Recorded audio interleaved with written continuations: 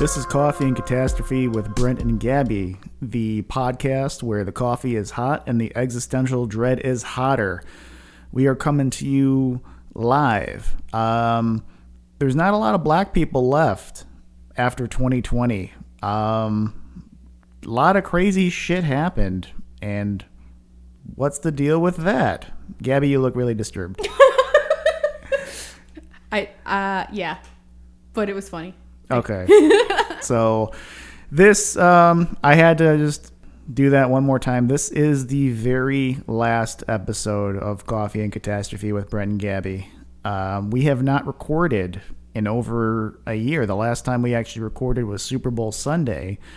Released the final episode, which was Dreams, I think back in late January, maybe the beginning of February, and haven't touched or updated it since. Yep. And we've had some discussions, and this is going to be the last one. So what came to be for making this the last episode? Like, what were your feelings on it? Like, walk me through all that as honestly as possible. Like the decision to cut it off, yeah. To kill our baby. Yeah. The decision to kill our baby for me came from the podcast does not creatively do what it did for me in the past. And I almost felt like to preserve the beauty of what it was, I couldn't fake it anymore. Not to say that I faked it when we were recording it back in January, because that's not true. However, I think as time grew, I just had more space to reflect on the project. And I just got to a point where I was like, I don't think I could do it and have it be the beautiful, as authentic as it was before. Like, I felt like almost like something would be like missing from it. And I also think that, you know, there's a beauty to our friendship and being in front of, like, regardless if there are microphones in front of us, we will always have like the beauty of conversation and the ability to be deep with each other. And I wonder also if a part of me was concerned that if we continued to just do it in front of microphones, we were going to lose something. That makes sense. Was there like a day where you had that realization, or was it like a moment, or like when did it hit you? That I wanted to kill our baby? I don't think there was a moment. I remember feeling when we were recording in January that this is work. It doesn't feel like fun anymore. It felt more like work than it did like fun in the beginning. So I think that was another thing too, where it kind of felt like, oh man, like this doesn't have the same feeling anymore. And I'm going to be faking it to an extent if it continues. And I also just think I got to a space where creatively I'm like, this doesn't fulfill me anymore the way it used to. And I would rather be, you know, true to you and authentic to you in this project and be honest about it, which is heartbreaking to say, but it is the truth. Yeah. A lot, I think, has changed, because the last time we recorded, no joke, I believe we planned maybe a few weeks after that. Mm-hmm. You had some stuff going on, some plans, so we couldn't maybe sit down to record again until maybe late March, but then fucking COVID. Yeah, well, so like to prepare for this episode, I like reflected on like 2020. So like you came over, I acquired like mixer mics, cables and shit, like probably in around August of 2019. You came over in January 2020. We set up my studio space with what we had. There was trials and tribulations, right? Because I bought like a ribbon mic and a dynamic mic for music recording, and those were not conducive to podcasting. Like the condenser mics we use are way better. So there was that trial and tribulation of like learning the equipment and also just learning like the space, like the fact that like I need like a power conditioner because there's like this buzz that keeps happening, right? Or like, oh, these use phantom power as compared to blah, blah, blah. So there was like trials and tribulations there, but then we like had our shit set up and like we had a routine of like you coming over on Sundays and like me picking up from the train and then I just remember feeling super drained. And then I had plans in February, and then end of February I had a really horrible thing happen at work, and I was like devastated, and I was like, I can't, I need some time. And then, yeah, COVID. And then it was pretty much like 2 weeks after the tragedy at my work, that's when we entered isolation and quarantine. The last time I saw you, that was the last time I saw you for 4 months. Yeah. Fucking 4 months. Versus our usual is like seeing you like, I see you like once a week. We do our show. You know, I get to have like about like 8 hours with you almost a week.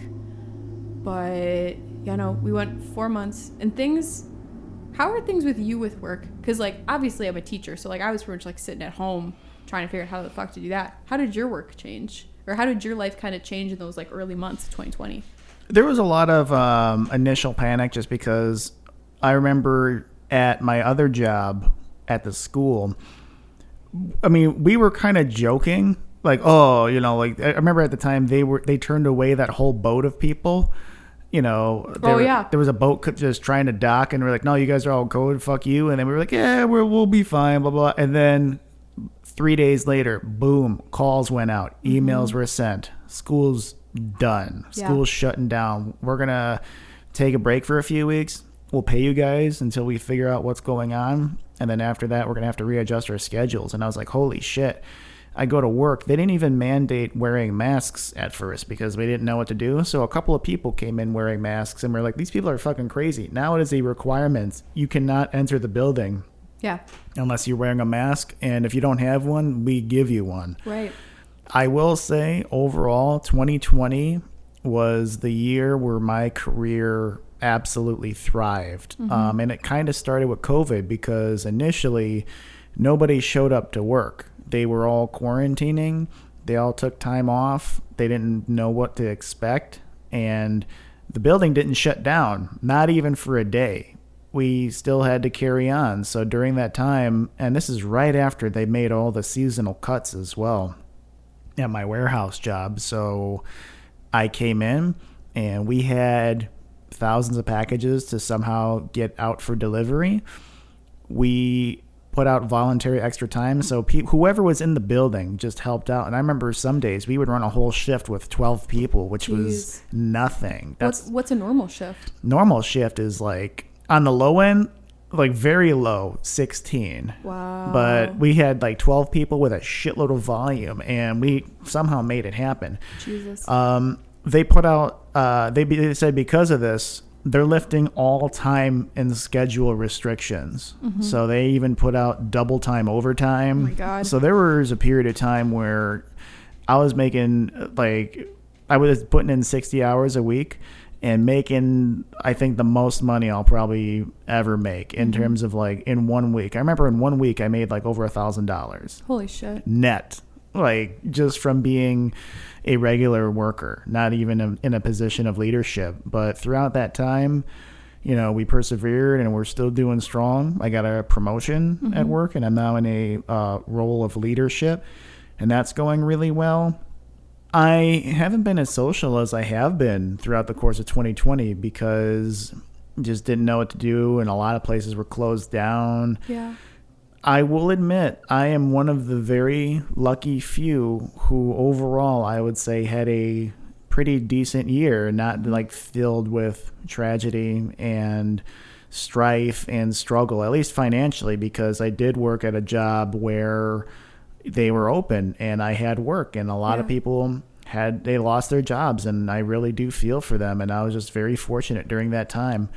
I was convinced in March that I actually had COVID. This was during a time where there was zero testing, and if you were tested, A, you had to know somebody who knew somebody. B, it was this really strange like way you had to go about getting testing, and you had to have this big ass like swab shoved down your nasal cavity, and it was really unheard of. And I was sick for a month. Like my whole family, we were all fucked up and sick during that time. Didn't you guys like look into getting tested, and what they told you was like you need like a crazy like medical recommendation? You had to go to like a state facility. I just remember there being like a huge process that they had told you about, and it was just impossible for you to get tested. Yeah, basically, if you didn't have a doctor personally hooking you up under the table, you had to exhibit most, if not all, of the symptoms. You couldn't go to a medical facility if they thought you had COVID. They had signs at the door in my doctor's office saying, "If you think you have COVID, don't come in." Yeah, no, I remember that too.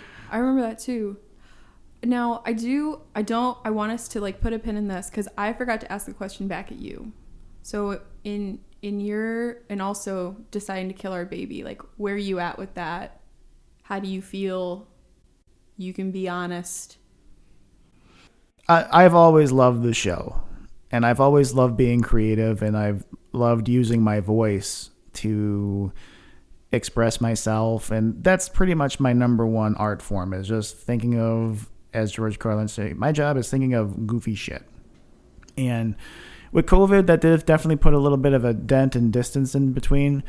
I don't think as dramatic as I would say when the studio moved, because I remember originally you lived 12 minutes away from me. So if we wanted to record on a Sunday, I would literally roll out of bed, have a bowl of cereal or whatever, drive 12 minutes, and then we would like spend the whole day together, record sometimes 2 episodes, hang out. I'd go back, and there was a lot more feasible to do. And then now you have moved about an hour away, and it's a bit of a trek.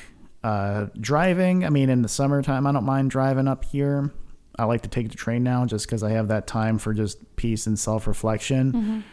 I still wanted to do it, but there was definitely an excuse in the air to postpone it. And it was the right reason. I'm not saying we should have pushed on through and figured out a way to preserve it. Perhaps maybe figuring out a way to hook up a phone. That's, I guess, the only way we probably would have done it, is hook up a phone to the soundboard. You're on mic, and then you call me.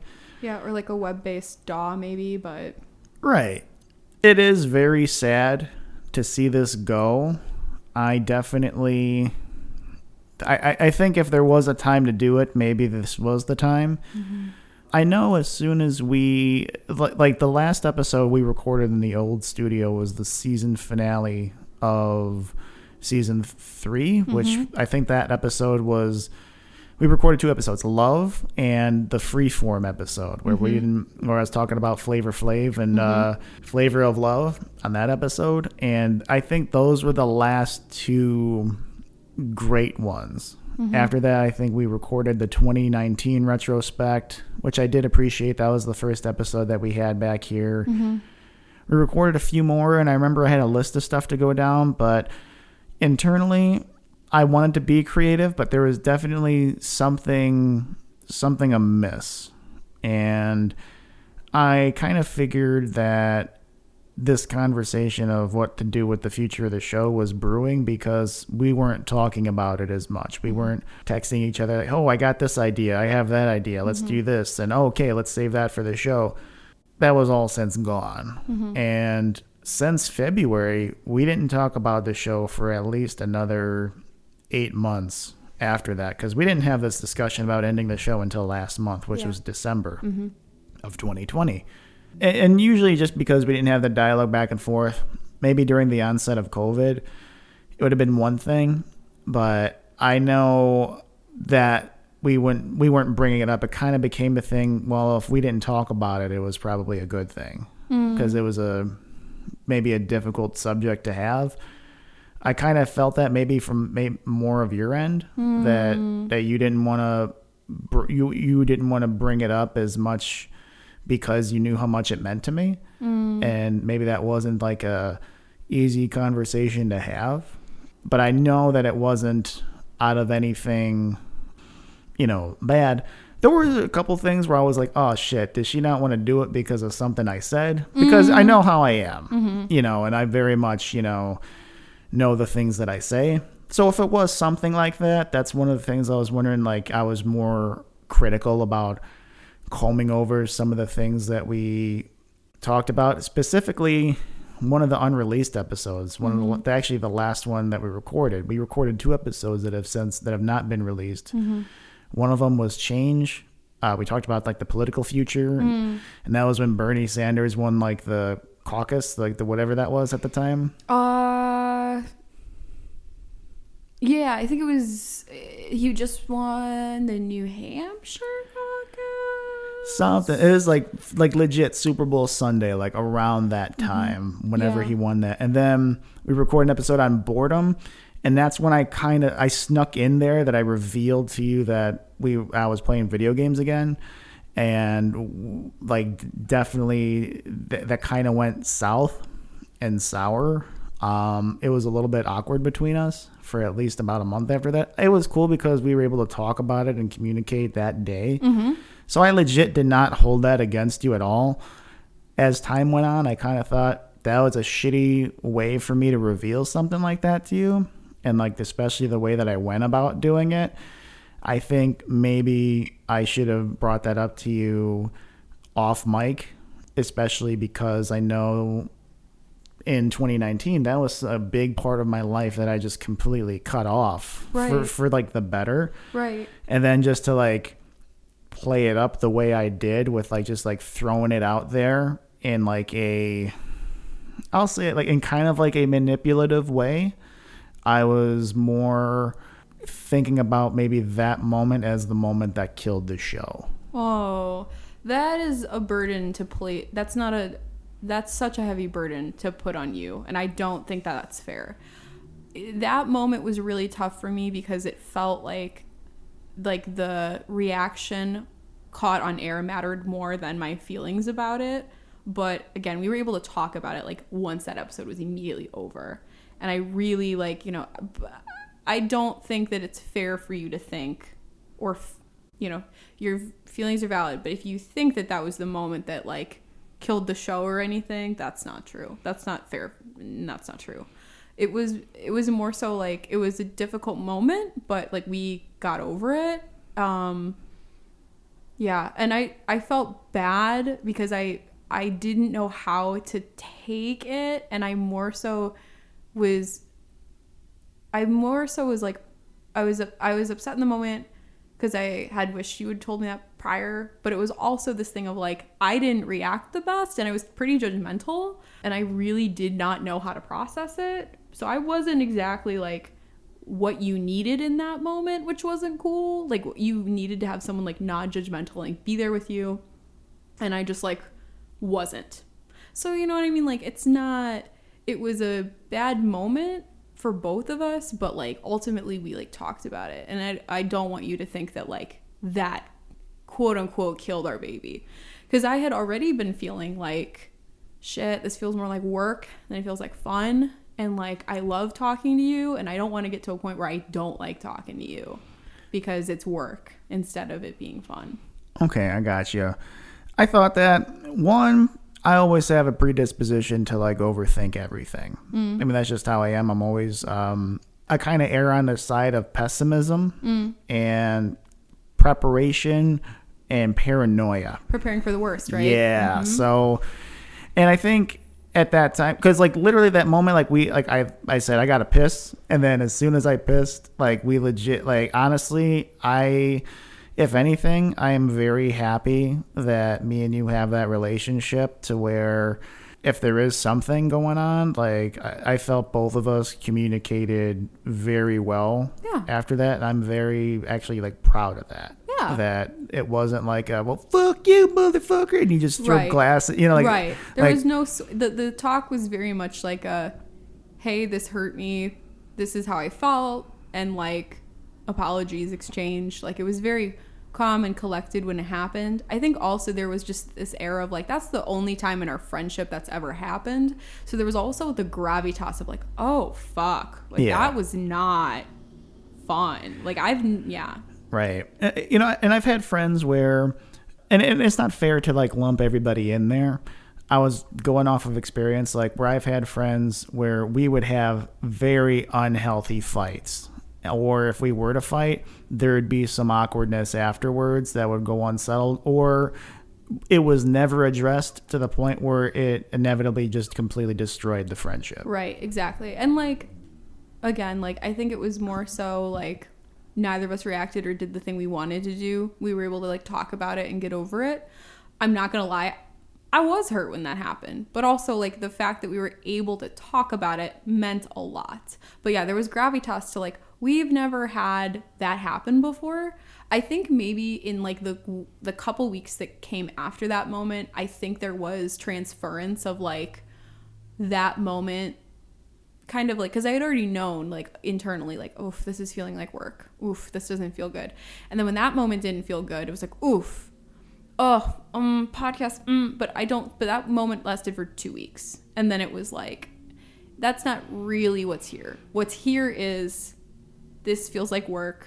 This doesn't feel like fun anymore. This doesn't feel like hanging with you and collabing with you. This feels like fucking work, and I'm working enough, right. And I'm done with that. And so it's hard. I also think though too, I'm really grateful for the show for a number of reasons. One, spent so much time with you, so much fun. Two, so much experience, like learning how to craft a podcast, learning how to edit. We put up a website. We got our podcast accepted on like all these platforms. Like we learned like a lot. So this was like a really amazing experience. And I certainly would rather kill it than it kill us in some ways, if you know what I mean. Like where it gets to the point that like, it's so hard to say this, but I think this is like the last podcast I'll ever do. Like I think I'm just like not in it anymore. That's what all the women say. Uh-huh. And then they meet a guy, and then they go do their podcast. And then they have a whole show. No. So, just, yeah. But, damn, we had this inception of an idea in 2017. Yeah. So this has been year 4, and we really hit the ground running. Yeah. But I mean, just to kind of put a, period at the end of that sentence, I'm glad that like those things were addressed, and probably shouldn't have been addressed on the show. At least it was related to the show, so I feel a little bit more that this is a fair time and place to like discuss that stuff. Yeah. And because we've shared so much shit about each other on this show, like we've shared so much insight about yourself, and I've shared so much about like my shit too. Definitely from, I would say the spring of 2018 until like the end of spring 2019 was like the absolute prime. We released 50 episodes in like a year and a half. Right. I was thinking about that too, that like, so our real, like our fever pitch season was like from, spring of 2018 to spring of 2019. And I think that naturally things around us were changing that also definitely impacted the project. Like not only moving the studio, but like I know work picked up for you in different ways. Same with like my work, like changing and being the same and like in this weird dance. And I think too, like there was just like things internally that all of a sudden I had to like work on, like, like the recovery shit. And I think that like it like almost wasn't possible to keep the fever pitch going once I moved, once this or that happened in our lives, that it was just like so difficult to like keep it going. And I think it's again like a really beautiful capsule of time between like you and me, and like how much we grew and changed and developed like from 2017 through the beginning of 2020. There was like so much change and development and growth. Oh God, yeah. I believe maybe in many ways, if you were to just kind of sum it all up, we met when we were going through our worst times, and we were able to make something out of this.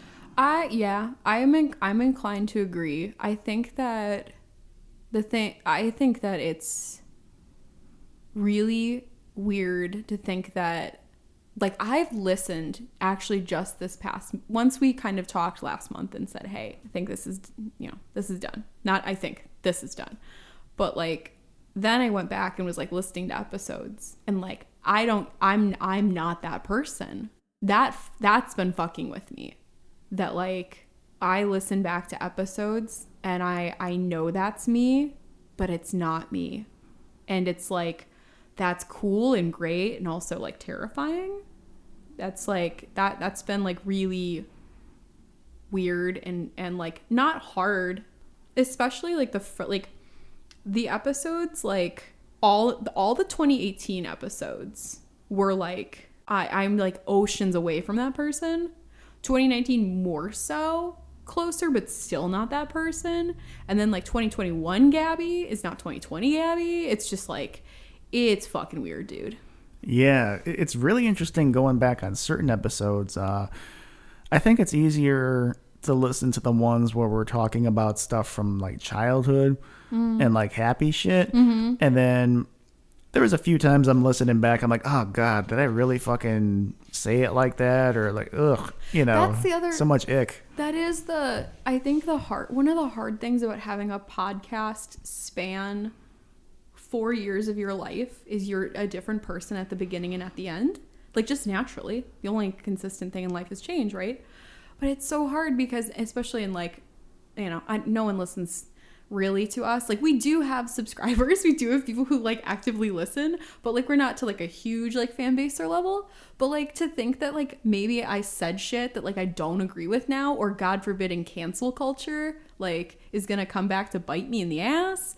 Like, I've just kind of, the way I kind of sit at it now is like, I believe that I grow and develop, and if there is something I've said that like I don't agree with now, like it will be addressed when it needs to be addressed. But like that's also like an aspect of like podcast culture, or just having a podcast, that like you grow and change and develop, but the episode's still there and people will think you're the same person, but like not the same person. Not that I think I said anything I regret, but I don't know. I mean, it could be different in just a year of what Right. was acceptable and what's not acceptable. That's true. Yeah. Like, yeah, no, exactly. So it's even like the way we closed season 1. I would never, ever, ever close season 1 with an episode like that ever again. No, I've never heard an episode. That was, holy shit. I mean, that was a really cool concept. Like, I stick by that concept. I just like don't stick by that person, because that's the thing too, man. Like, so much fucking shit has changed. So much. If somebody told us 4 years ago, this is where your lives will be 4 years from now, I'd be like, get the fuck out of here. There's no way. I feel the same way. I feel the same fucking way. If I was gonna like, so like between like the both of us, there's like superficial changes that happened, and then there's like crazy soul level shit that's happened. You know, like you and I can talk about like, you know, obviously like a move or a job change or a promotion, but the internal shit. Do you also feel like you're oceans away from the person that originally, look at my beautiful little digital 8-track sitting there in the corner that we recorded our first episode on. Oh, motherfucker. Like, you know, like, do you feel like the same person who spit into that thing 4 years ago? Yeah. Aw. Not, but here's my different answer for that, though. Sure. I think what I've gained from all of this is my life is different, and I believe at my core I'm the same. Mm-hmm. I just had to change a lot of stuff about myself that wasn't working, and those were some of the worst years of my life that we start. Like 2017 was legit the worst, probably the worst fucking year of my life. Yeah. And we started like the first few episodes of that. And then like that year ended with me going into the hospital and almost dying, like completely changed my whole life. Right. Well, and that incident wasn't resolved for 2 full years. It wasn't until our 2019 retrospective, right? Yeah. That was finally settled and the debts were paid. Yeah. And that was when I started to completely change my perspective on a lot of things, and I was able to make some massive changes, you know, in my life. And you know, it kind of brings up that question is like, are you who you are, or are you what changes you? So when I had that happen, I still say I am the same person at my core when I looked at that 8-track tape player, because I always wanted to express myself in this way. And I've always kind of had that self-reflectiveness, but I never really had a platform or a time or a space to work that out. Not only that, but that was just pure darkness. And one of the things that kind of saved me was when I realized, like during my time in the hospital, that if I really thought about death so much and so intimately, how come I'm not doing the things I shouldn't do? You know, because what brought me to that place was, why am I doing these things? Also, why am I not doing these things? But what saved me is why I'm not doing the things I shouldn't do. And here's what I mean.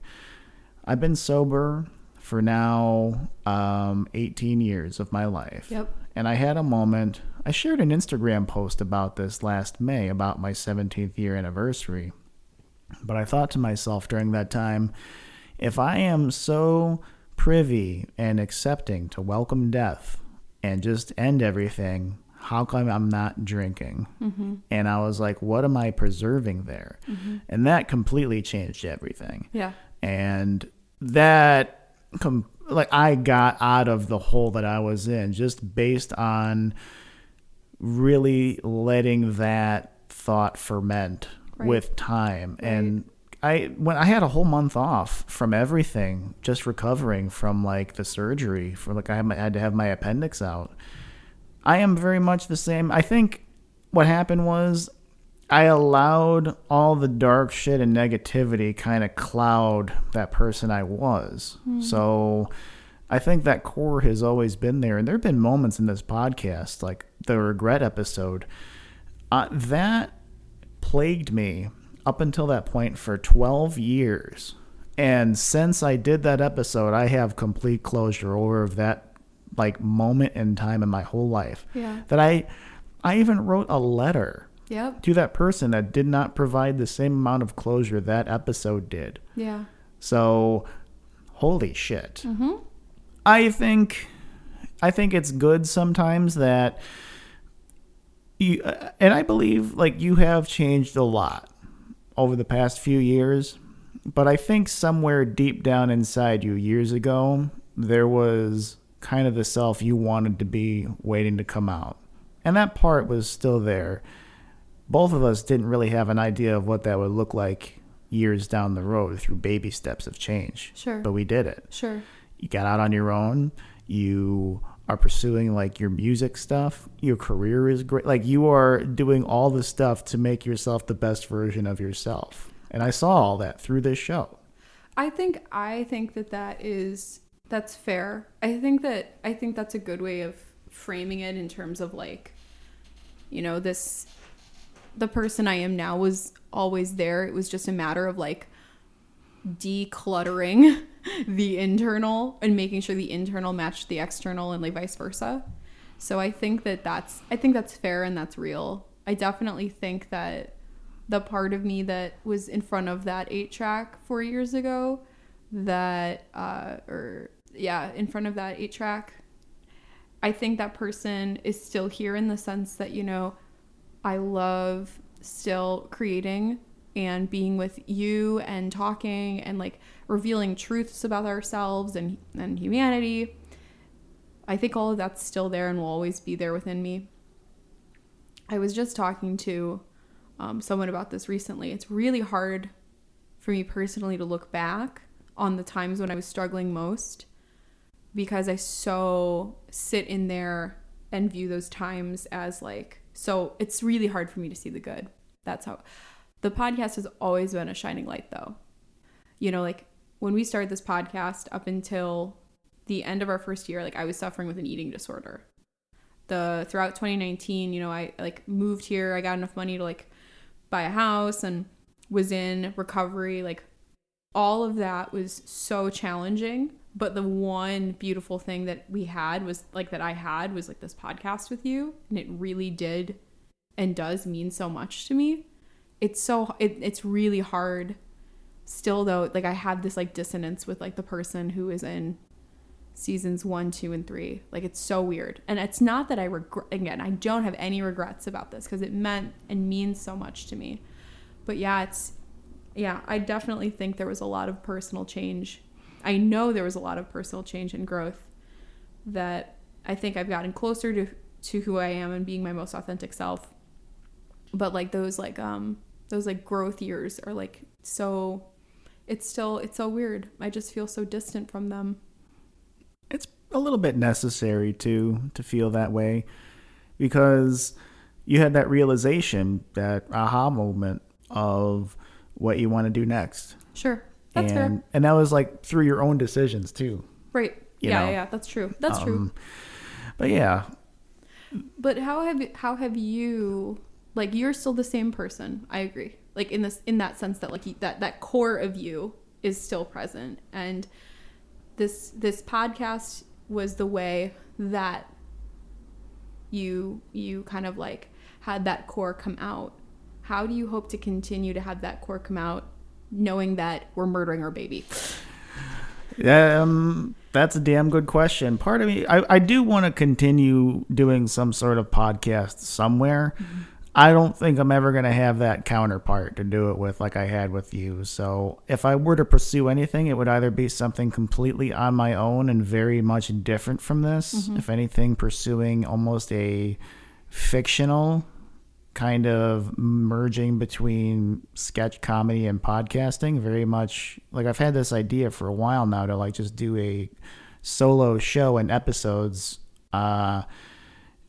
My inspiration came from Cheech and Chong, because when they first started comedy, they would do these comedy albums where all you would hear is sound, but you'd hear like movement and footsteps, and it just brought you in the environment. And I've experimented a little bit with that over the past maybe 10 years or so with recording stuff.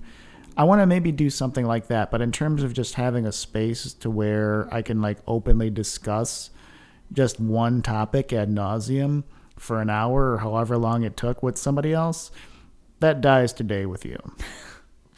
So I feel the same way. Like, I don't think there's ever going to be a moment, a space of time, a project where that taps into the lightning in the bottle that we had of the podcast. And like I said, like, you know, I know women say this all the time, that this is the last podcast, and then they go off. But no, like, seriously, like, there's no way to ever replicate with another party what we had. And I don't even think that we could replicate what we had creatively with the show initially in those first 3 seasons. No. It's probably for the best. I think it would just be inauthentic. It would be. Perhaps maybe we'd have found inspiration in other things. When I envisioned the start of the show, it was never about reaching fame or getting paid. I mean, yeah, that would have been cool. I never wanted to be like the next Joe Rogan or Mark Maron or anybody else like that. I just wanted to just do something creative that I thought was cool. So I know, like, when I put this on YouTube, like, some of the episodes, we've only had like 2 listens. Like, there's some that get like no listens, but that's whatever. I don't give, like, to me that doesn't matter. A couple of people have listened to some of the episodes randomly, and they have approached me and talked to me about them. And I think just having those very few moments meant so much more than dealing with, let's just say, if we had like tens of thousands of listeners and sifting through comments and then just hate and then like possibly being deplatformed. And because I've said a lot of shit that could have easily gotten us kicked off. Yeah. But like, you do it the I'm not trying to be permissible, but at the same time you say them because they're inflammatory. It's very much like old comedy. Not even old. It's just like, in a PC culture, it's not acceptable. You know what I'm saying? Like, there's, you know, it's not, it's, you know. You know, and listen to some episodes, I do cringe at some of the things I say, but if I were to go back in a time capsule, or if I had a time machine and if I were to go back in time to do it all over again, I wouldn't change a thing. And I would definitely not apologize for any view I've shared. Maybe the way, like that one episode that was unreleased, I do apologize for that one.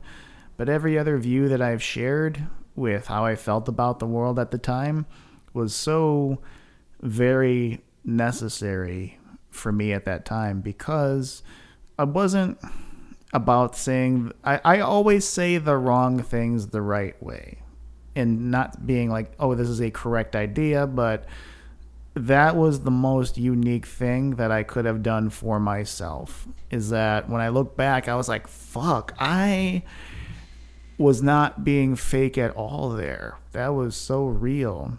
You know, if anything, I've maybe wished of coming up with different words, you know, to encapsulate some of those feelings, as opposed to going through and editing out all my ums and yeahs and all those little annoying quirks that come through editing.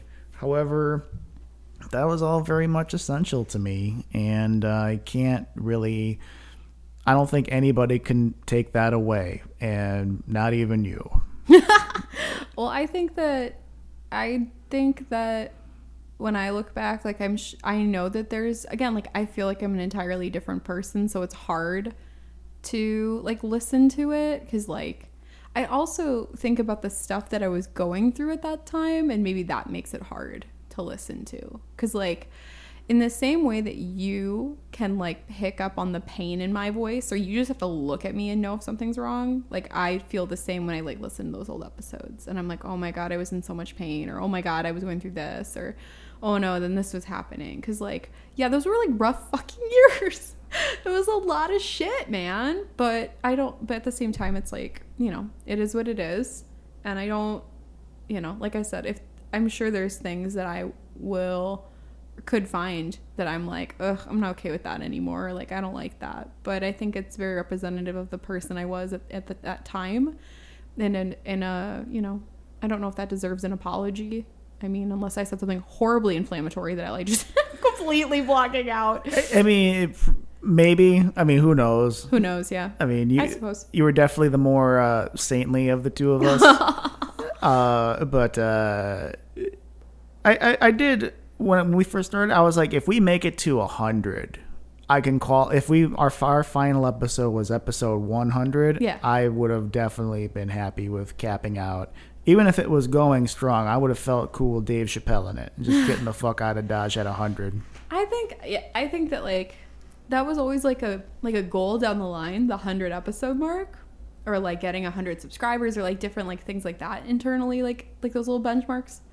But again, like what's beautiful about this project and what's made it beautiful has been authenticity, and like that authenticity of two people coming together to talk about a topic in depth. And as it stands now, like I couldn't authentically talk about something for an hour, pick apart a topic, and that I don't know. I'm getting tears in my eyes a little bit. I don't know why. And again, it's hard because we are killing our creative baby. Like, we are. No, you are. I'm fine with that.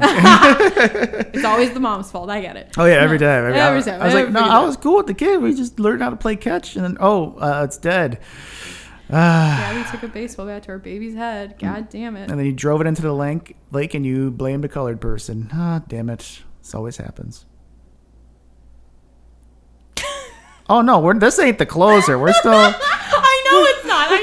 I'm not ending on that. On that note, I'm like, man. I was just thinking about how literally, like last week, I was explaining to the children I teach that you don't say colored person anymore. You say person of color. Like that was that moment. I was literally just telling children last week that we don't say that, because we're reading a couple pieces by Zora Neale Hurston and W.E.B. Du Bois, and they say colored person, and like. I like explained, like, here, like, kids, you're gonna read this, but like don't say it. And then they fucking go and like they say it, and I'm like, no, remember, what did we talk about? I mean, it's good because you could find out who has the old parents in class. No, I don't think it's that. I think kids are just oblivious. Here's the thing, these kids are oblivious to it, but I love them dearly, but like if I don't teach them, no one else will, and that's why they say this shit. Yeah, it wouldn't really work in the real world pragmatically, unless they are finding like a group of people that say the exact same shit. Yes. So it's, well, let's talk more about your 2020. What happened in 2020? How'd you grow? How'd you develop? I have become so distracted with my career that I've kind of lost touch of some of the other things that I like to do with my spare time. I last left off where I said I got a promotion, and I did, and I got that in late June. I actually spent my birthday completely preparing the entire day for the interview I was going to have the next day. And I remember I had a nice breakfast. I went in my room and I spent at least maybe 10 hours of that day in my room prepping for that fucking interview. And usually every year on my birthday for the past several years, I've gone to the Baha'i Temple as a time of self-reflection. I went there in 2016, 2017, 20. So like literally every year. And I remember in 2019, I actually rode my bike from my hometown all the way to the Baha'i Temple, completely out of shape, over 38 miles away. That big ass trip. Like, I don't know how the hell I did that. And when I was on the train ride coming over here, I drove past, or not, I didn't drive, but we rode past the train station I got on at the end of the trip. And it was all under construction. And I was like looking, I was like, oh man, I pissed in that bush over there because I couldn't go anywhere else. And that was just a hell of a day. And then that was my birthday that I did that. And, you know, that sounds like, well, it's not really fun. You know, I mean, I don't know how an interview is more, I mean, if anything, an interview is more productive to your life than going on a on the whim bike trip. But that meant a lot more to me, you know, personally. So I think with overall 2020, 300,000 people have died. And I don't know how this is going to sound, but I probably learned throughout the year that it's okay to be selfish sometimes. And I really was out for myself last year. And that's all I did. Like, it was the first time in my life I left the school after 12 years to pursue my warehouse gig full time. And I still haven't really had that much closure with that because we were all virtual. And, you know, at the end of that, I remember a few months after the fact, one of my instructors, mentors, created this really cool video where she went around and asked people to put in the time to say goodbye. And you were one of them. And that was a tremendous thing. And I feel like a scumbag because I haven't written anything or posted a video or shared just how much that meant to me, like to everybody else. I thank the woman who did it as well as you, but to everybody else, they have not heard from me since. And I use the excuse of work, you know, taking up that time. And that is true, but there's no excuse to just put in the time for the things that you want to do. And I never gave an excuse to not talk about something on this show, and I'm glad that we had the space. I think 2020, had COVID not happen, we might have come to that realization naturally. Like, maybe we would have both had that episode where we're like, fuck, yo, did you feel this? Yeah, I did. It's really over, isn't it? Yeah. But COVID really separated that for us, at least. I walked away from 2020 a lot less self-reflective. I started out the year, I remember in 2019, I wrote over 400,000 words in a journal throughout the course of the year. 2020, I started out with doing voice recordings. Like, I had a microphone at my desk and I would speak 20 minutes a night into about how my day went. And that was going good until about March, and I just gave up everything. So I lost about a good 9 months of my life not being documented. I'm journaling now. I'm writing again, which is cool. It's like I never stopped. There were a lot of important times where I wish I could have maybe documented or recorded to look back of how I felt throughout 2020. It's just all a blur to me. But overall, I'm okay on top of it all. I know a lot of there's a lot of shit going on in the world that's not okay right now. I know a lot of people are hurting, are struggling, are mad, are upset, are sad, or crying, or depressed, or lost hope, or they're just tired of everything that's going on. And I completely avoided all of that last year to put a lot more focus into myself. And I don't know if that was a good or a bad thing, but I was definitely distracted. I think that how could you not be, and how could all of us not be? Because at the end of the day, 2020 was so fucking traumatizing. Like, to go through like you mentioned losing 9 months. Like, I think everyone relates to that, whether it be that the goals that they set that they couldn't accomplish, the things they wanted to do that they couldn't do ultimately because of social distancing and restrictions and travel and, like, you know, what have you. I think that everyone feels that. Like, it was really a fucky year. It was really intense. Yeah. Yeah. Yeah. I think I like reflected, of course, like on like, I wrote some stuff down about like what I remember from like 2020, and just like the most thing I like really learned from it was like being adaptable and like really inflexible and really trying to care for myself, because like that's all we could do. Like all we could do was adapt to the circumstances that were ever changing, and like really just like try to find a way to come down from the stress of the situation. It was very stressful. I started EMDR therapy like right at the close of 2019 and pursued that throughout 2020, which was really hard but really good. And I do see like positive changes and stuff from that. 2020 was a lot of like isolation, I feel like, for the first 5 months. Then it got better during the summertime. I got to see you, got to see more friends, outdoors, social distance. Good things came out of this year for sure. I also have a partner now. We've been together for 6 months. Like that's bananas. Yeah, that's the craziest shit to me. That's the craziest shit to me, is that I'm in a relationship now and I'm very happy and I love this person and they love me, and it's amazing and terrifying. The fact that came out of 2020 is really weird to me. It's funny because like timing is everything with relationships, and I kind of wonder if it would have worked out like any other way at any other time. So like good things were there, but it was definitely like a challenging year in so many regards, and I again feel like I grew a lot, especially in terms of processing trauma and working through things that like were very, very deeply buried. And like, yeah, like I've cut off toxic people, and it's been quite the learning experience of a year. And I think that the biggest thing that so many of us will take away from 2020 is we will never take for granted the time and freedom that we have when we have it.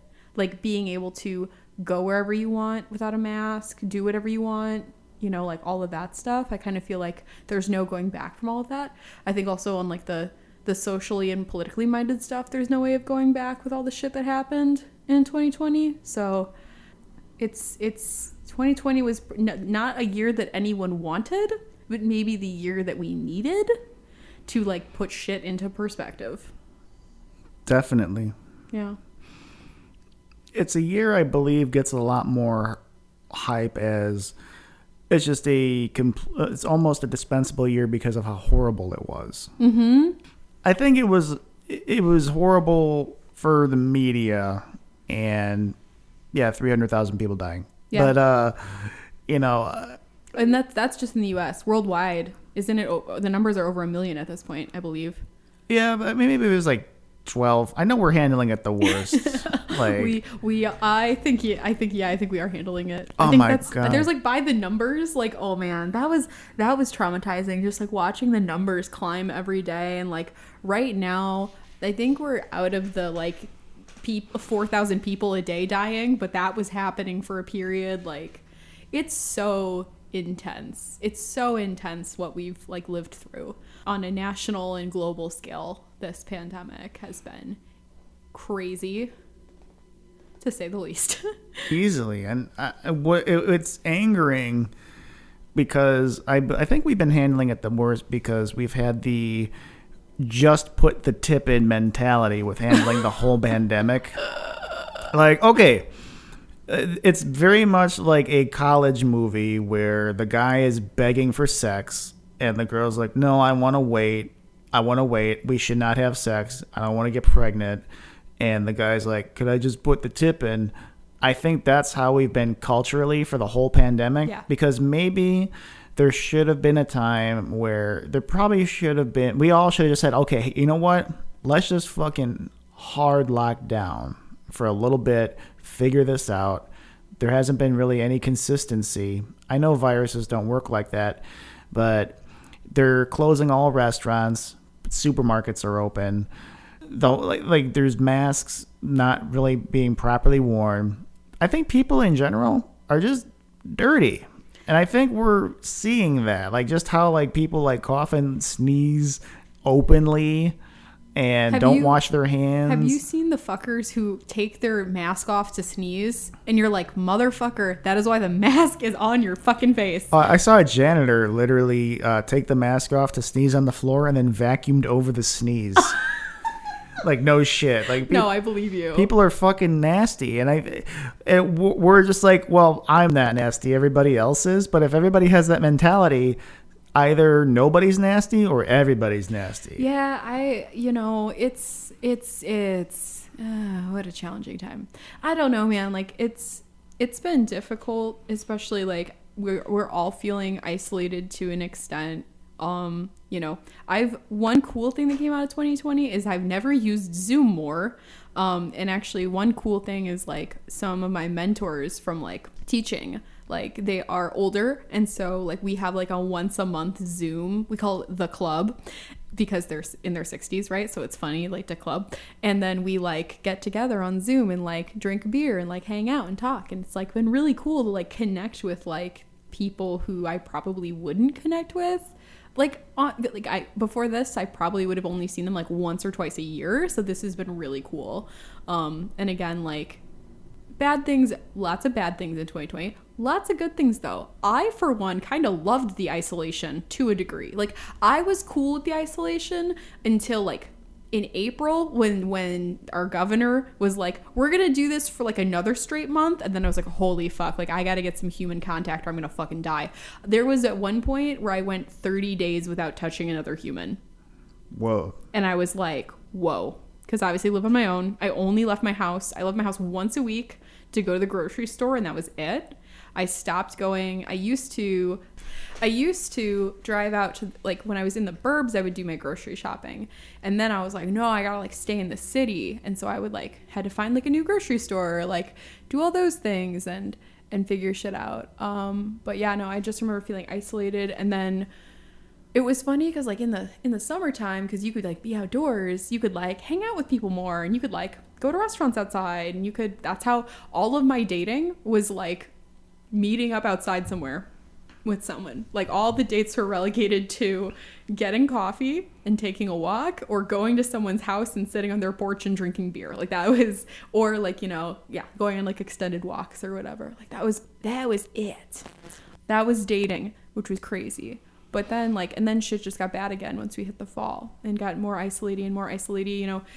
The school that I teach at, we were able to be hybrid for a certain amount of time and be in the classroom with safety regulations. And, there was only like how many ever kids in the room with me, a couple. And, we were able to like be all there together, as a staff at least. And then we were put back into remote and forced to isolate again. It's so weird. The breadth of things that happened, so many horrible things. But I had some really great things. And I think I'm the only person in the entire world, because everyone else I know had no good things happened in 2020. I don't know anyone who had good things happen in 2020. I'm the only one. You can't really say that. I know. Because people will get mad. But you know what? Fuck it. I don't think if everybody... I don't think empathy on a global scale is right every single day for when other people are having bad times to where you also have to have bad times. Feeling it is one thing. It's totally okay to have good things happen for you. Right. No, I agree. It's just this weird funny thing of like, yeah, like I like met my like partner who I like think I'm gonna like marry and have babies with and shit, and like but also amidst a thing where like haven't seen my family in months and like don't get to see my coworkers every day, and like, you know, it's great because the people in my life have been so supportive and happy for me, but I also feel like it's like yeah, it's really like it's a shining light in a sea of shit.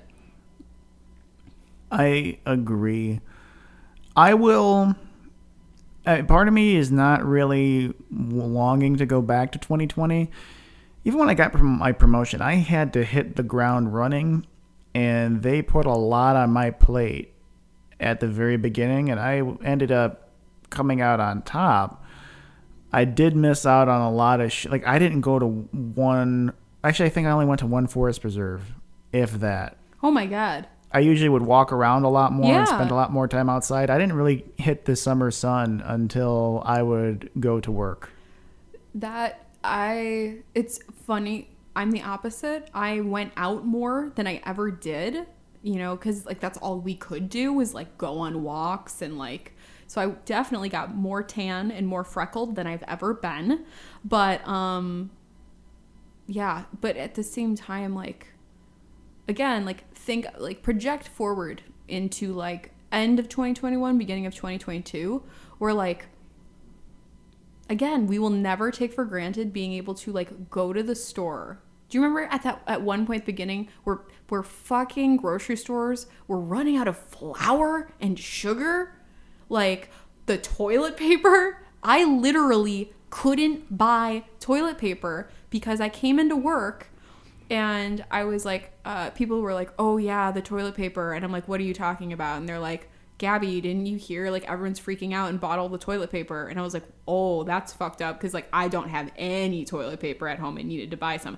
A coworker that moment went out and bought me toilet paper. That's cool. Which was very sweet of him, yes. But like, damn, we are never going to take for granted being able to buy toilet paper. I mean, for 1 second, every store was like Meijer, and nobody liked it. I hate to say it. Meijer doesn't really keep up with stock in any other shit, pandemic or not. How the fuck? Like, most of them have it in the back. Not toilet paper, but how do you run out of Grey Poupon Dijon mustard during a pandemic? During a pandemic. I only shopped at Meijer like a few times when I lived in the burbs. There isn't one in the city. I didn't realize it was a Michigan thing. Meijer is a Michigan store. I learned that from my partner. I mean, I've only been to one, but I'm a guy where if I have one experience, I have to attribute it to all. I think that's fair. I think that is completely fair. So if one person is an asshole to me in traffic, I think everybody on the road is an asshole. Well, I mean, that one's true. Everyone's an asshole in traffic. They don't stock their shit. I gotta say, the store of the pandemic, hands down, is Woodman's.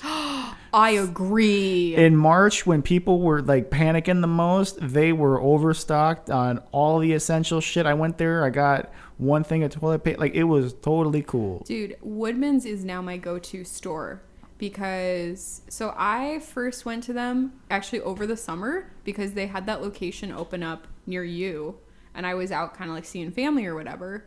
That's the other bad thing about 2020. A lot of people died. I'm not talking about just like the 300,000. Like, I knew a lot of people who died in 2020, which is really pretty messed up. There was one person who was like in like the local music scene, who's a really lovely person who passed. My friend's father passed away. A person again who was like I had known as more teenage years. Also passed away, I think, from his own hands or a drug overdose, which is really sad. Like, there was a lot of death and horrible things that happened this year as well that I don't want to skirt around. There was just shit. I kind of miss the days where we would get together over a tragedy when only 12 people were shot. And now 300,000 are coughing and dying. And we're like, well, wait a minute. What about that over there? We definitely, I think, have compartmentalized it to get through it. But, like, I think we're going to kind of be reeling. And, like, here's my prediction. Have you ever, like, so stressed out and finally when the stressful thing is over, like, let's say it's, like, turning in your, like, big paper at the end of the semester, or like finishing all your finals, and then the moment you're like able to like catch your breath, you get super sick. I think that like your body just starts like shutting down and being like, you need to like sit the fuck down because you've just been going. Almost feel like we might have that, where like you have like post-COVID trauma where your body just is like, okay, it's finally safe. We can finally shut down now. We can finally calm down and finally rest and finally like, I feel like that might be coming. I hope so, but what I'm thinking will happen is I think you see a lot more Asians in the news, a lot more shit happening to Asians, and we're going to be like, oh shit, we got to save the Asians now.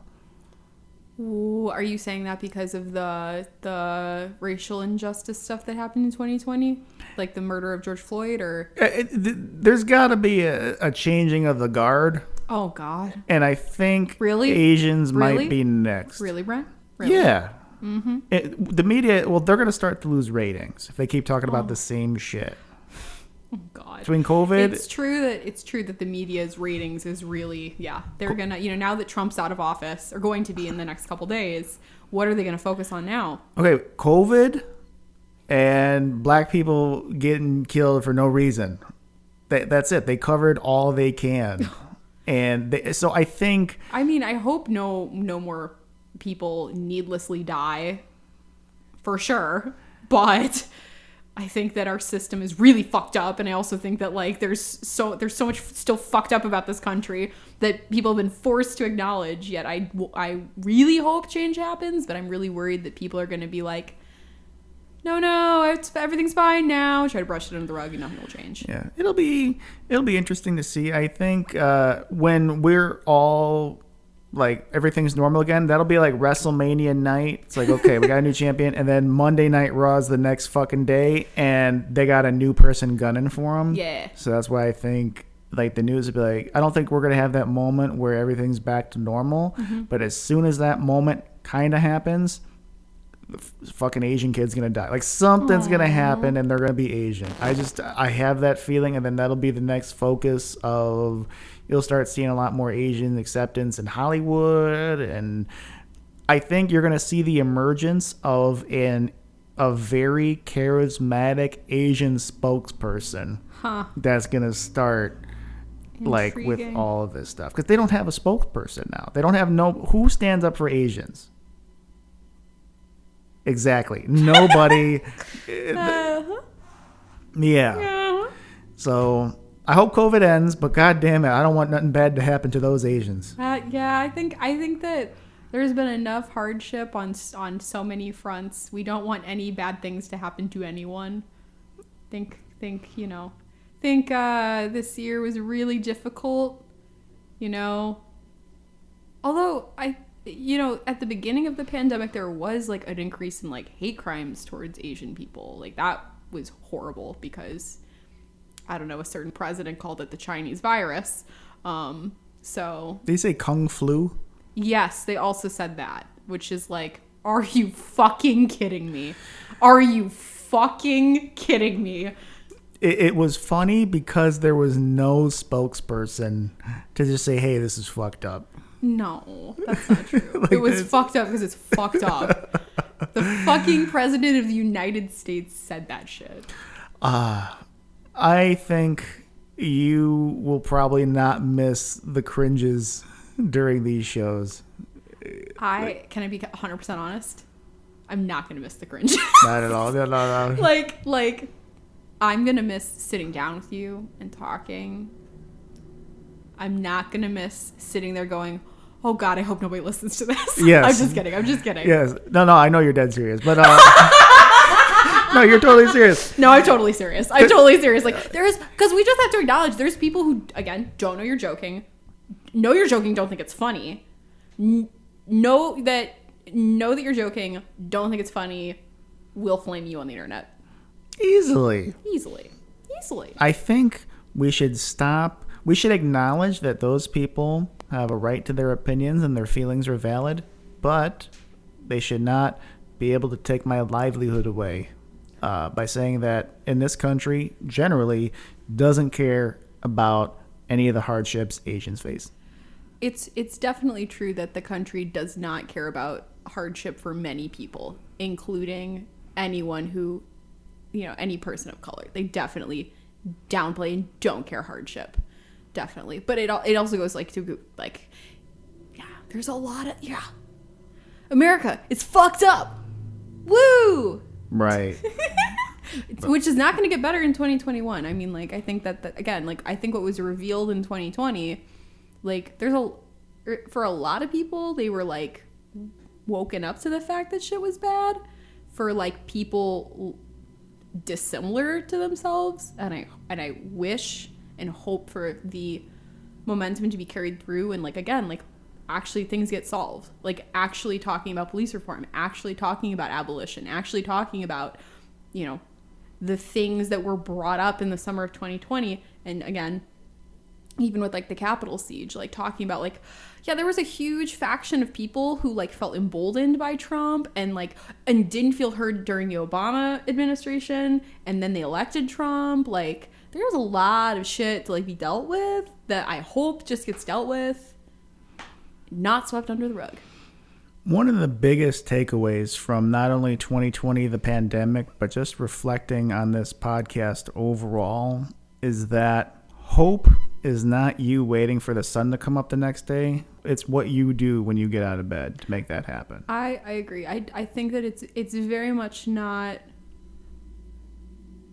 Hope is not that it will happen someday. It's what I do to make it happen someday. I think that is essential. I know what I want, and I'm going to get it, and I'm going to work for it, and I'm going to do it, and I'm going to try and make things happen for it. Yes. And I think waiting for...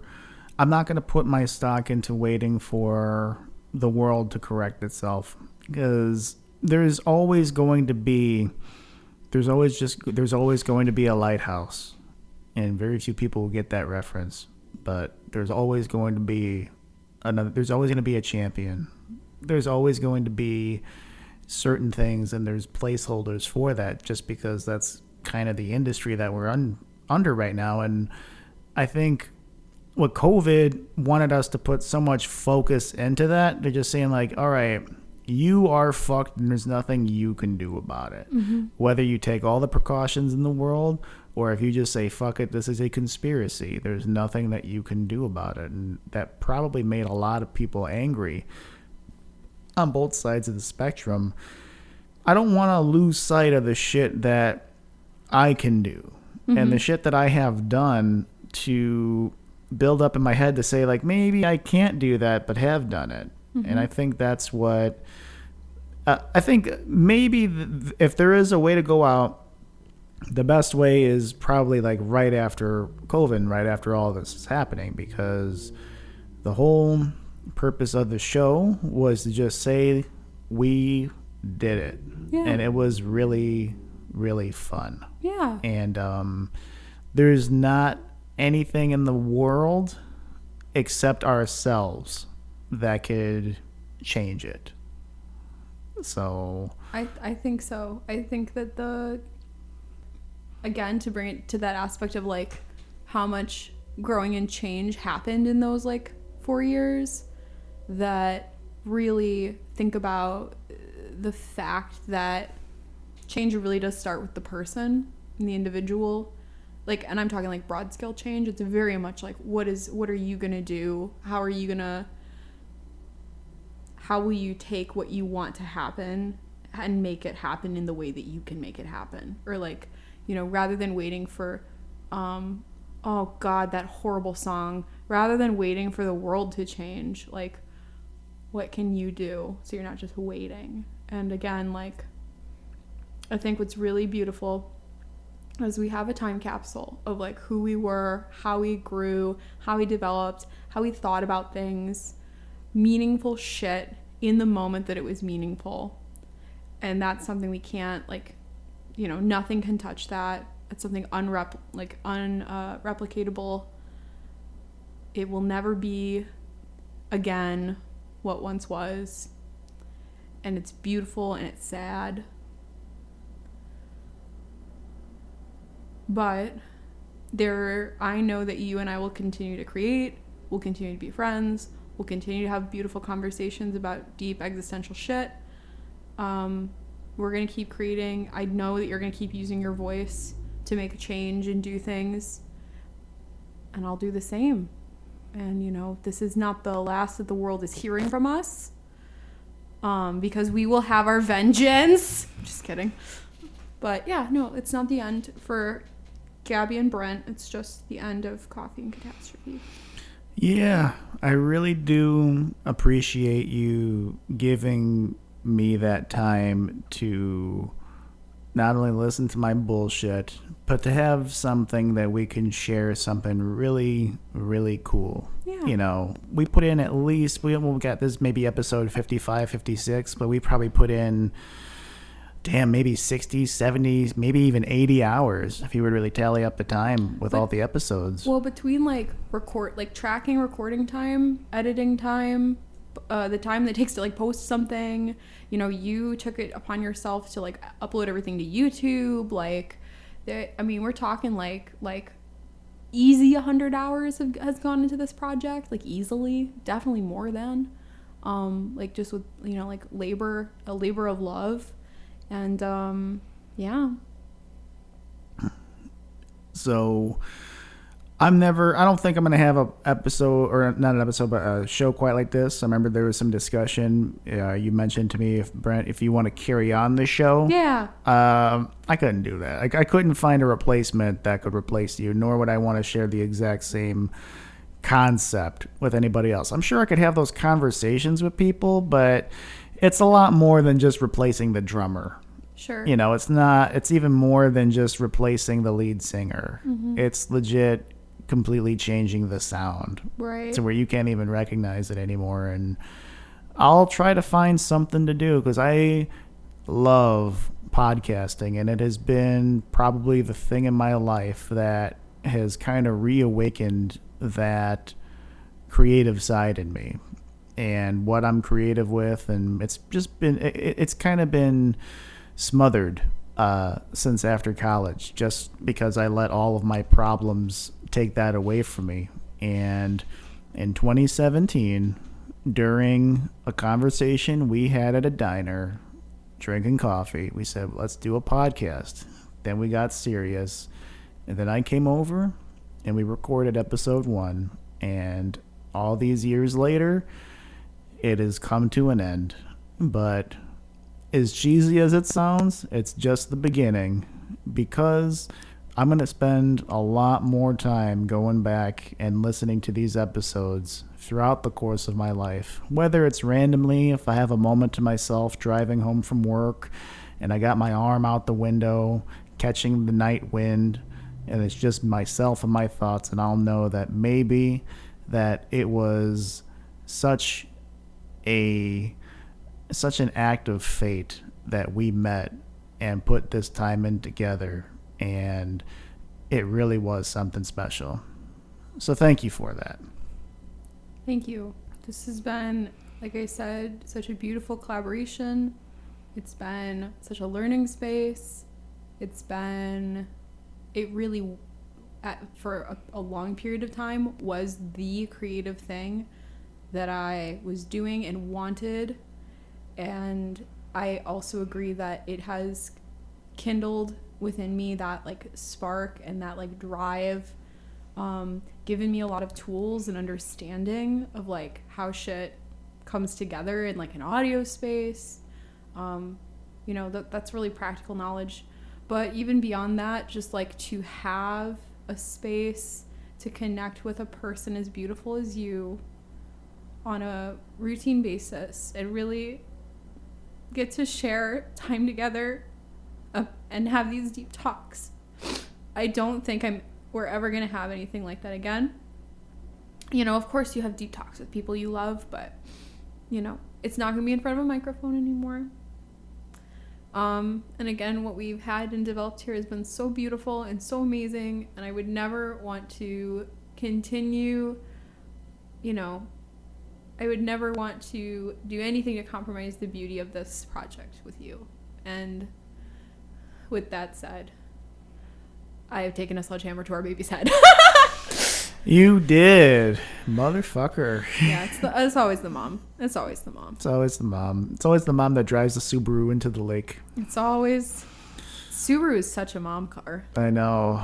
There's just something about... I mean, who knows? Maybe like when you're preggers, you're going to be like, I have to buy that Outback. You know, yeah. I mean, the pregnancy thing is like 7 years down the line, for sure. For sure. But did I ever tell you that I thought Subaru was Australian? Because No. I thought the name Subaru, like didgeridoo, probably Australian. And the logo, kind of, it's blue and white with these little stars like the Australian flag. I don't think I've ever told anyone that. And that's how, and now it's out here. Yeah. Wow. So wait, actually, this is... Okay, what the fuck is this? Is it Japanese? Yeah. Oh. I think Subaru's Japanese. There's no way it's made in Paducah, Kentucky. Like, they just like... Did you make up that town? No, I think it's real. I think it's real. I do. Okay, I thought Walla Walla, Washington was fake. No, there's a fucking Walla Walla, Washington. I did not know that. Yeah. Walla Walla? Yeah, look it up. Like WALLA, WALLA? I think so. But It's one word? I don't know. I mean, it exists. Like, I've looked it up. You know what? You can like start your family and fucking move to Walla Walla, Washington, and give your all your children's memories will be of what it was like to grow up in Walla Walla, Washington. Yeah. I don't think I'm gonna go to Walla Walla, Washington. Cause then I have to say I live in Walla Walla, Washington. And even saying Walla Walla, just no. Could you imagine like the serious like debates for like city council? Like, well, here in Walla Walla, Washington, we need to work on our tollways. I've been a councilman for Walla Walla, Washington for... Oh my God. No, I cannot imagine that. I don't know if I'll ever move back to the suburbs, which is a weird thing to admit. I really don't know if I could picture myself moving out to the burbs. I feel that way about the city. Yeah, I know. I hate the city. I know. I hate the city so much. I'm looking at it right now and I'm like, the motherfucker, why is this the city? Did you notice earlier the crematorium across the street was smoking? When we first got here, it was smoking. Well, there goes somebody. Yeah. It's pretty, yeah. It's an interesting feature of the place. People value the ashes, but nobody cares about the smoke. Yeah, and the ashes are like biohazardous material. What about the smoke? Yeah, aren't you breathing that? Like, if you were to wake up and have a nice fresh cup of coffee and the sun is hitting your face, like when you open up the blinds and then there's some poor there's somebody who just ruined somebody's weekend just going up in smoke, and you breathe and you yawn and breathe that shit in. Like, funny enough, so like this street is like got a bus route to it, and like so I'm on now like the condo association, condo owners association, and we were having a meeting, right? And someone brought up like, hey, I think we should like invest in cleaning the exterior windows of the building. And one of the guys was like, well, I don't know if we should do that because like we're on a bus route. They're always just going to get kind of dirty and they don't look that bad. And now I'm thinking like, it's not only dirty from the bus route, maybe it's also dirty from the fucking ashes that are coming over across the streets. Yeah, like literally dead people in the air. Like they just don't care. Yeah. Pretty much. And we don't care about the smoke. We just say, fuck it, it's going up. Yeah. No one's like, oh, that's their spirit escape. Like, if you were getting burned alive, wouldn't you want to go up through the chimney? Wow. Go up through the I would like chimney. to go through a chimney. I really, really would. Well, I still joke with my partner, so he knows about I forget what episode it was where you said that you want your bones to be replaced with pipe cleaners so people can just pose you at your funeral and take pictures with you. I've told him that like multiple times, and like, yeah, and just, that would be great. Yeah. Here's what I'm hoping is if like down the line, just an old decrepit man, and he's like, okay, this is my will. I want to have pipe cleaners put in my bones. But you're like all dementia and deaf. You're like, And then he's like, I want bones in my pipe. Ha! So wait, this is me and my partner? Yeah. Oh, okay. And he's like, what did you say? I just want to be dead like that one, the tit guy. The guy with the tits from 70 years ago. What? I can't hear you.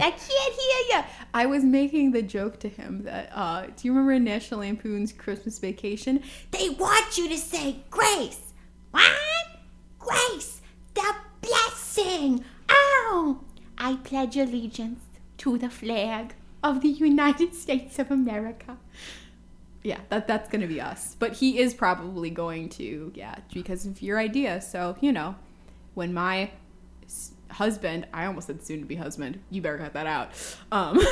Yes, when my eventual husband, replaces his bones with pipe cleaners, and I'm at his funeral, like sobbing next to his body, you better fucking be there. No, I probably got 10 more years left and then I'm gone. So. Oh, you don't really think that, do you? No, when I was a teen, I thought I wouldn't make it past 24, and that's now, holy shit, 10 years later. Well, it's like, oh, fuck. Yeah. I'm going to be 34 this year. I'm going to be 28, and that's... Oh, my God. That's fucking with me. See, with all this time, that's passed, I still think you're, 23. I feel like I'm 27. I feel that. Because so much growth happened. I don't feel like I'm 24. I don't. I did so much developing and growing between, getting out of a huge relationship, dating fucking assholes, eating disorder recovery, getting a job, buying a house and moving. Our podcast was in there. More music than I've ever made has come in the past year. Getting to a space where I was finally maybe I could date again. Let's see what happens. And then meeting the person that I want to spend the rest of my life with. Entirely different person.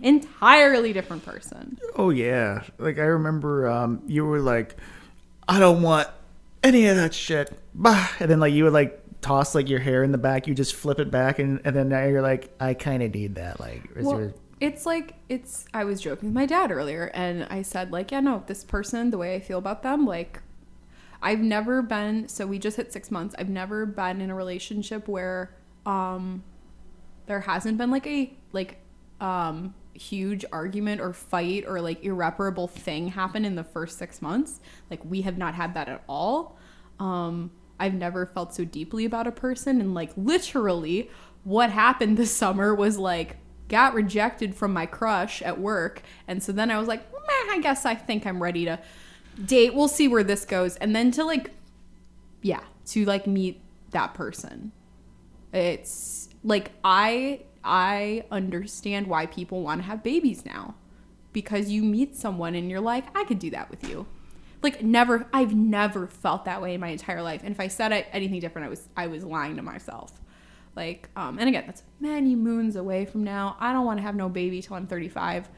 But, and I am not ready to get married by any means. That's still years away as well. But, seriously, to have that experience, again, entirely different person. Entirely different person. And I'm glad I'm the person that I am, because if I had met him any time prior to now, it wouldn't have been the right time. Definitely not. Wouldn't have been. Did I ever tell you this fucked up shit? How he moved here pre-pandemic, right before. And, he's not from around here. He's not from Illinois. And, but his buddy was living literally a couple blocks from me, a block from me when I was at Loyola in undergrad. And at one point, my partner was visiting his friend, his roommate, there. We were, within feet of each other, for this blip of time. And I'm and I told him, if I had seen you in that year, 2013, and you'd seen me, I wouldn't even have you on my radar. I wouldn't even be if you came up to me and I'm oh my God, you're the most beautiful girl I've ever seen. Here's my phone number. I wouldn't have taken it. I was in obviously it was in a relationship, but I was also just like so depressed and not doing good and like in my eating disorder and like, oh my fucking God. And like, yeah, just like so much shit, my dude. So much fucking shit. I'm still trying to get over the fact that this guy is white.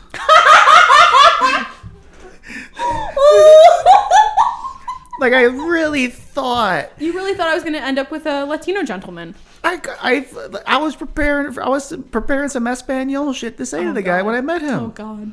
Yeah, no. He's white. I haven't met him yet, so like when we finally meet and there's like an awkward silence, I'm just gonna be looking at his skin, and he's gonna be like, "Why the fuck is he staring at me, Gabby? Just let him do it. Just gotta accept it." I think I've mentioned to him that I've dated as many Latino gentlemen as white gentlemen. That means I don't know. Oh no, I might end up with a white girl. Oh. I don't know. Maybe, but here's the thing. Whoever you end up with, you just know. You just know. There was somebody I met at work who was there very briefly for training and has gone on to another state. It's hard to describe. You just know there's a feeling. Yeah. And it's not infatuation. Yep. It wasn't like attraction, but there was just something there. And I'm like, had we met at any other time or circumstance, like, I don't know. It's weird. I really haven't felt that with, like, I don't think anybody. Like, there's been people like I've had like deep feelings for, but just having that like, holy shit, like that. And then now that person's getting married. Wow. To somebody else, and I'm just like, holy shit. But once you have that feeling, you just know it. And I don't know, it was very strange. She was white, and I'm like fucking traumatized that she was white. I think what I've learned about love is that it happens when you're ready and when you're least expecting it, because I was not expecting it at all. It was this weird thing where just like I couldn't stop thinking about him.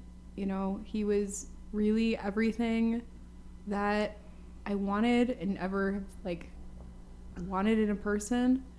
And like, yeah, it really fucks me up. And he and I have like, we had a moment. So the first time I said I love you, we took a weekender. We were probably like, it was in October. We met in July. So we'd probably been like a little over 3.5 months. And we'd been exclusive for probably a full 3 months, maybe a little under that. And he made me laugh really hard. And we were like grabbing a snack and a drink. And I didn't have a lot in my stomach, so I was a little, inhibition's a little lowered, and he makes me laugh really hard. And I'm like, oh my God, I love you. And then I caught what I said and like stopped, and I was like, oh my God, I'm so sorry. That was so weird. Like, I'm so sorry. And he was like, no, dude, it's fine. No, it's fine. It's fine. Don't worry about it. I'm like, okay. And I'm like, internally, like, oh my God, I just fucked this up. He thinks that I love him. And I did. And I do. Right. And so like, I'm like, oh my God. So we like get back on a conversation. We're talking. And like, I'm like, oh man, you fucked up so bad. So I look at him like, look, I'm like really sorry if that freaked you out. Like, and he was like, no, it doesn't. 'Cause I feel the same way. And it was like, fuck. And we've talked about like, never having feelings to this extent for a person ever, and how kind of terrifying it is, because it's like, I don't, knock on wood, like, I think that we're going to be secure and have a long lasting, healthy relationship. I've never been struck with like meeting someone and then like, I can't imagine my life without them. Like, that's fucking terrifying. But at the same time, like, I'd rather like be in that moment than like in fear or whatever, but it's really fucking hardcore. And all of that happened amidst a pan-fucking-demic. Like, of all the shit that was happening, like, some really good things came out of 2020. I'm very happy for you. And you've built this guy up so much to where even if he like disagrees with something that you like, or if like he's like, oh, I prefer like cherries over blueberries or whatever, I'd be like, you motherfucker. I'm going full on mama bear. Oh, But no, he's fantastic. He's absolutely fantastic. I can't wait for you to meet him.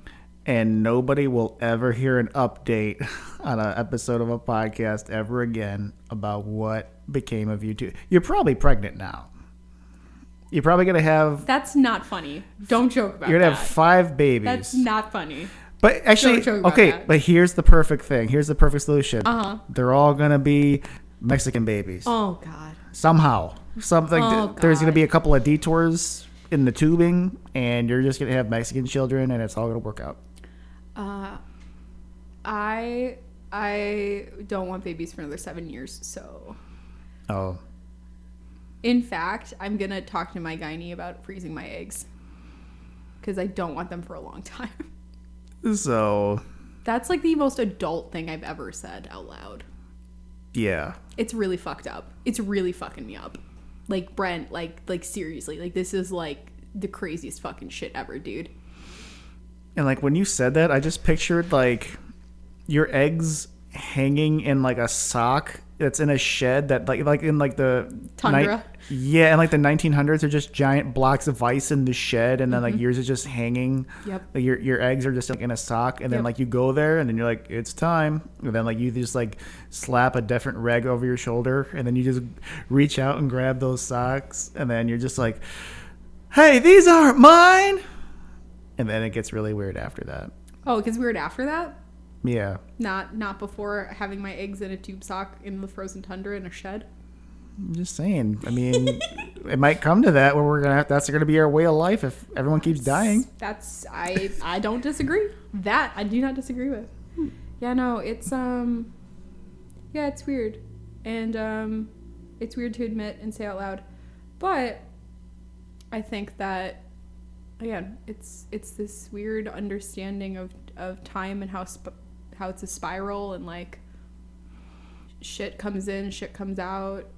Things that, things just build, and yeah, things happen, and it's crazy and intense, and we change and we grow and we evolve, and like as you said before, like this isn't like an end, this is like a new beginning in a lot of ways. It's not the end of something, it's a continuation. It's definitely the end. Fuck you! It's definitely the end. You! It's But- definitely I mean it is, but it's not.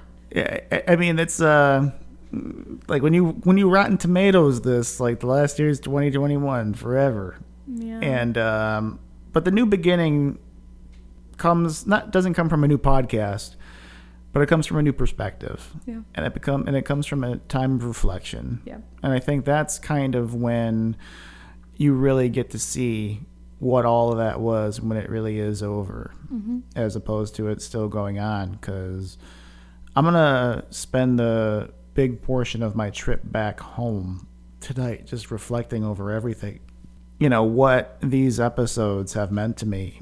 And Yeah. I still like the depression episode and the regret episode and the free flow. Like there's so many episodes that I am so proud to have been a part of. And I still think the depression episode's the thing I'm the most proudest for of anything that I've ever done up until this point.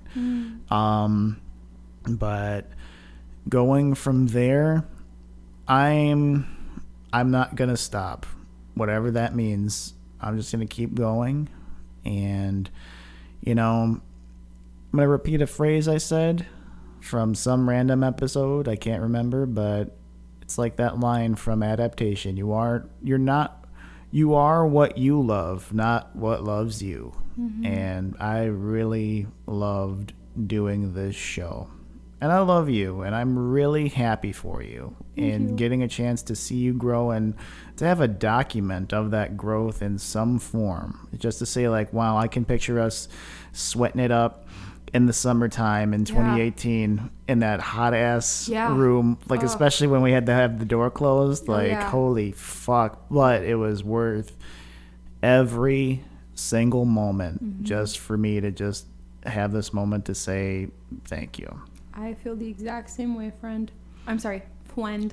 I feel the exact same way. I love you so much. I'm so grateful for what we've cultivated and birthed here together.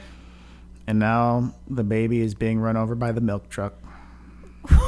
Why a milk truck? I haven't seen a milk truck in a long time. And, you know, it just kind of like the circumstance of life has just become the milk truck that has just come by and randomly squashed the baby and okay. thumped. It thumped and then some milk spilled, but the guy didn't stop. Okay. But, yeah, I agree that, that baby is dead. forever. And for those of you listening who have hung around and listened to all of our episodes, if not just even a couple, and this is your first one or your last one, thank you for listening to this experiment, if you want to call it that, because without you guys, I mean, it's been a space for just Gabby and I to talk about all kinds of goofy shit. However, just hearing the reactions to you guys has been phenomenal and something that I never thought would have been possible. So for all the cough fiends and Catastrophe fans, thank you so much for carving out a little piece of time into your day, or even just your morning shits, 10-15 minutes at a time to get through an episode, because that's something I will always remember and definitely never forget. Yeah, definitely. I'm sorry, go ahead. No, it's okay. It's definitely a great pleasure and honor for people to listen to our work and our spit sessions and communicate to us about what they thought about that episode, or it's been really great. So if you've spent any amount of time listening to us, we are so grateful and appreciative that you would support this experiment, this collaboration between friends. Like, we're really, really, really grateful for you. Thank you. I'm going to keep this alive on YouTube. I believe, I don't even know if our website exists as of right now. It does. It'll expire in the next couple months, probably. So if you guys still want to listen to old episodes, listen to us on iTunes, Stitcher, Castbox, YouTube, coffeeandcatastrophe.com. The name of the podcast again, Coffee and Catastrophe with Brent and Gabi. And is there anything that you would like to close on? Any last words? I have no regrets, for the past is behind me. Tomorrow reminds me just where. And with that, threateningly large black penis. Oh, fucking A! What are you going to do?